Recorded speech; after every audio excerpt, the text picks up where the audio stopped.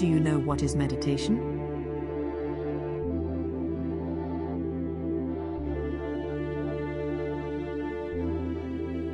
Meditation can be defined as a set of techniques that are intended to encourage a heightened state of awareness and focused attention.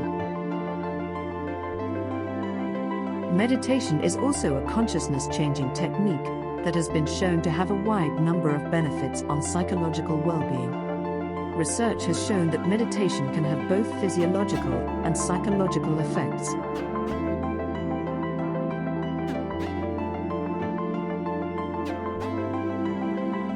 Some of the positive physiological effects include a lowered state of physical arousal, reduced respiration rate, decreased heart rate, changes in brain wave patterns, and lowered stress.